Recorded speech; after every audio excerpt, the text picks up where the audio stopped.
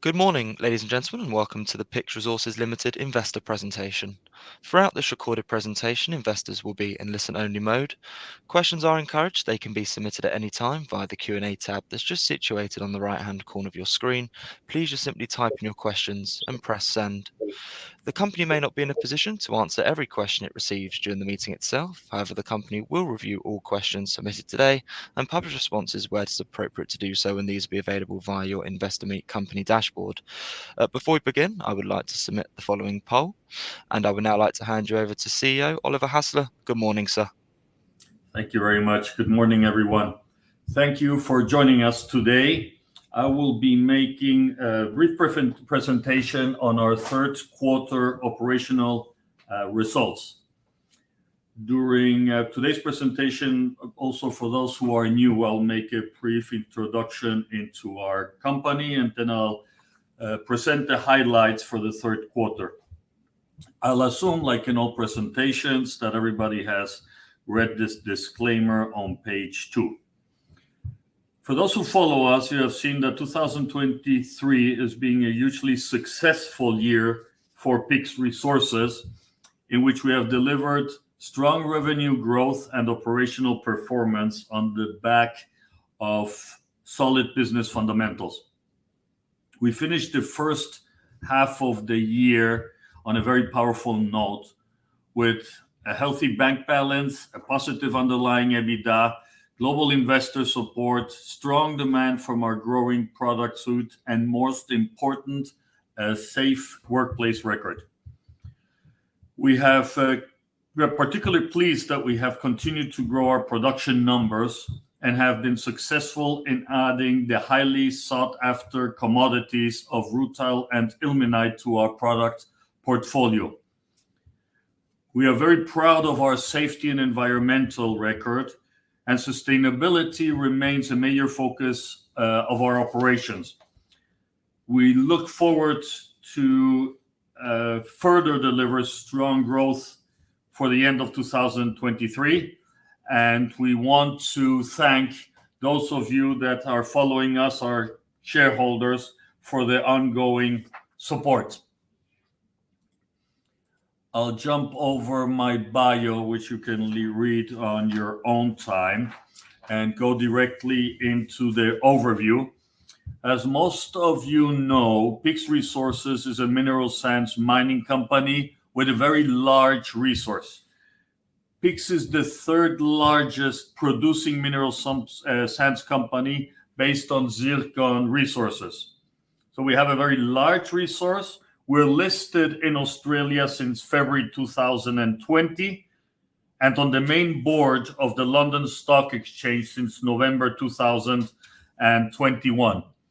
We are a producing mineral sands mining company. We have been in production since 2015. So we're listed, we're in production, we have a very large resource, but not only do we have a large resource, we're very well known for our superior quality. Most of our customers like buying Kalimantan sands. On one side, we have a very high assemblage value. And as you know, most of the mineral sands mining companies in the world are ilmenite mines with zircon and rutile byproducts, while we're a zircon mining companies with byproduct of ilmenite and rutile. Why is this important? We just have more of the expensive mineral, which gives us a higher assemblage value, which is nothing more than every time we take a ton out of the ground, we have a higher margin than the one of our peers. On the other side, we also have a low radioactivity, low alumina, and low iron content, and a very high whiteness, which is particularly interesting in products like ceramics.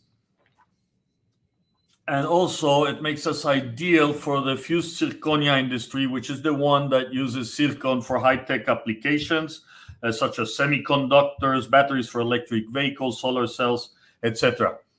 We also have a low capex project. Our offices are based in Palangkaraya, which is the capital city of Central Kalimantan. And as some as you know, it was the prospect city to become the new capital city of Indonesia. And as a result of that, we have an international airport, we have hospitals and hotels in the city. All the way to the factory, to the mine, is a government paved road.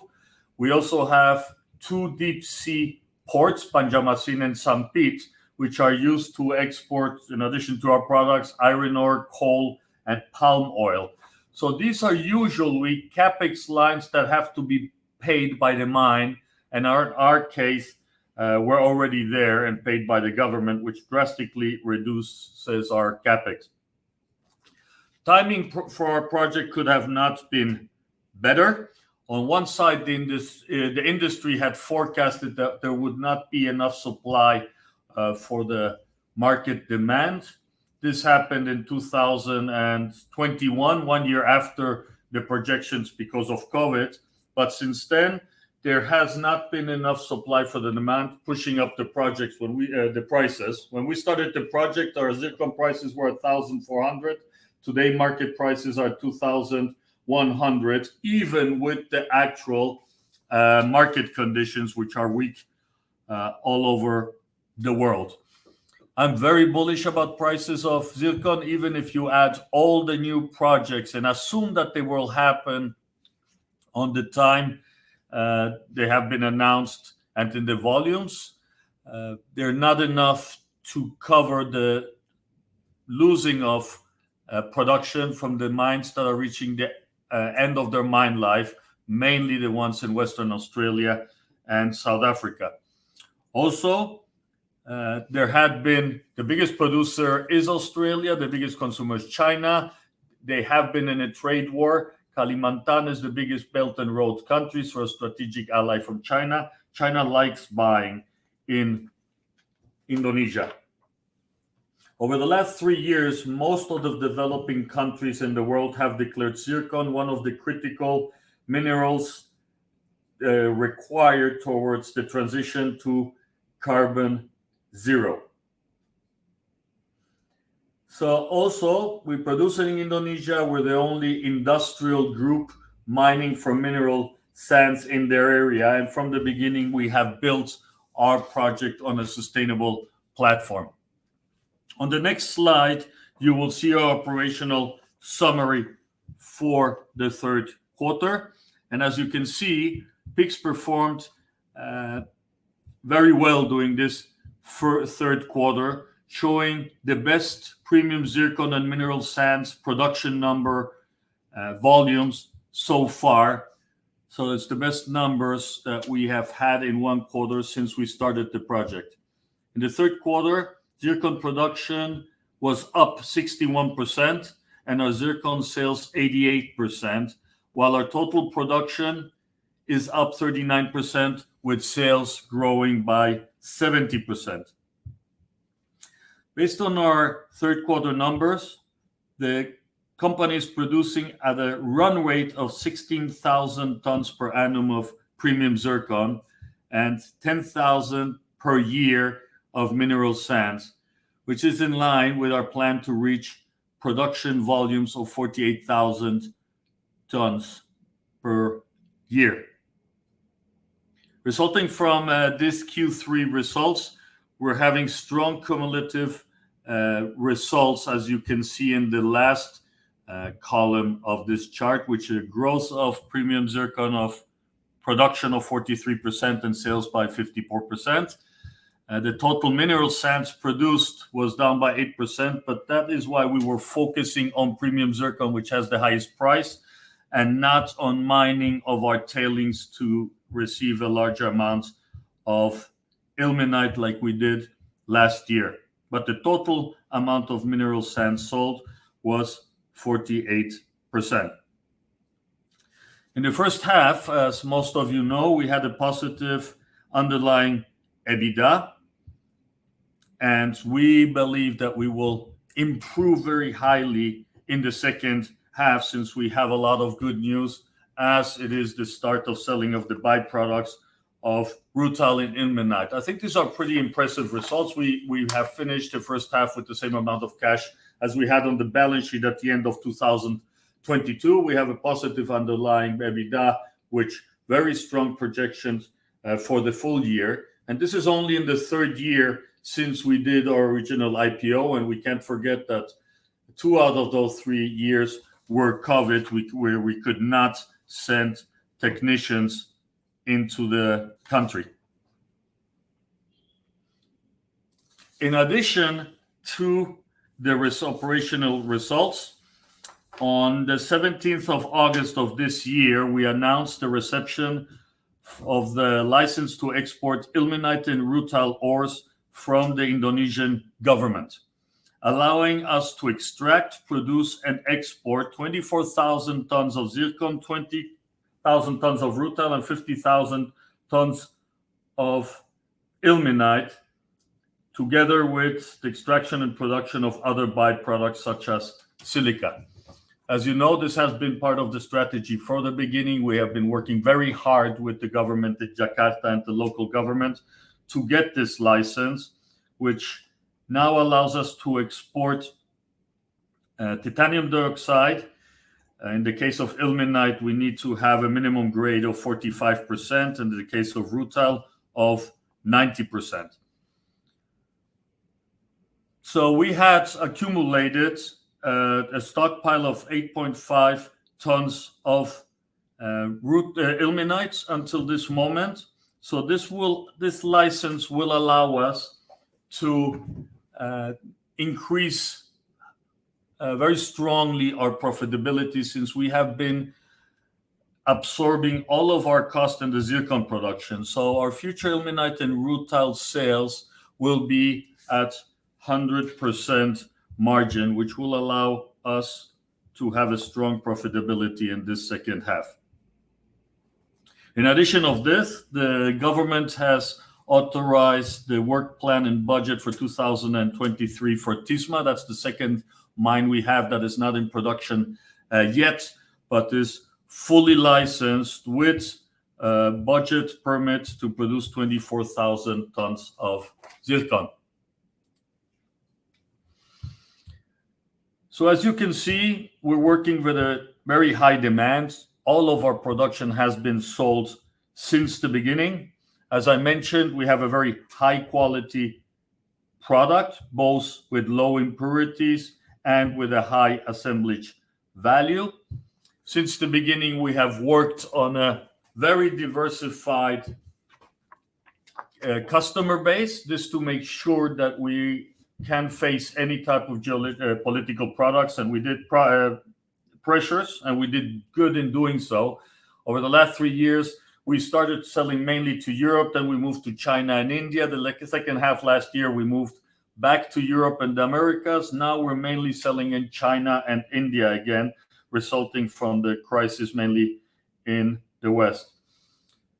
We've also focused from the beginning on increasing our volumes, pushing for the sales of our byproducts, rutile and ilmenite, which we will start doing over the next weeks. And we're testing our own in-house mining in order to drastically reduce our costs. We have received strong investor support, increasing our liquidity, mainly thanks of the listing on the London Stock Exchange. We still see strong upsides in our project. On one, increasing our asset base. On two ways, we will increase the drilling of both of our existing mines. Mandiri in production, Tisma is not in production yet, and we're continuously looking for opportunities of acquiring other mines in order to increase our assets. I believe we can become the consolidator of the mineral sands mining industry in Kalimantan. Still, projections for zircon are solid. Even in today's economy, there's a balance between supply and demand, and prices have held since last year. For us, sustainability is the base on which we have built our project. We have joined the United Nations Global Compact Initiative and are making sure that that is an important focus of our company. And we have a strong team. Last year, we added to the team Dr. Sukhia, who is on the board, who was managing director of the coal and mining department of Indonesia, and is a strong member, not only because of his geological knowledge, but also because of his knowledge of the government in Jakarta. Our outlook, the actual conditions are perfect to continue our focusing on our strategy. We will continue to increase our production volumes. We will continue to decrease our production costs by eliminating third-party mining and moving into in-house mining. And over the next weeks, you will see the start of our sales of our byproducts of rutile and ilmenite. As I mentioned before, we have stockpiled this and all the costs, so at zero cost, because all the costs have been absorbed with the zircon production. Also, I believe there's a huge upside on our share price. If you look into the latest research done on PYX by the two investment banks that are following us, Cedrus out of Hong Kong and WH Ireland out of London, there's still a very high upside to the fair value of our company. So the valuation based on our actual situation. So with this, I finished the presentation of our third quarter in our company, and I open the floor to questions. Oliver, that's great. And thank you very much indeed for your presentation this morning. Ladies and gentlemen, please do continue to submit your questions just by using the Q&A tab that's situated on the right-hand corner of your screen. But just while the team take a few moments to review those questions that were submitted already, I would like to remind you that a recording of this presentation, along with a copy of the slides and the published Q&A, can be accessed via your investor dashboard. Oliver, as you can see there in the Q&A tab, we have received a number of questions throughout your presentation this morning. And thank you to all of those on the call for taking the time to submit their questions.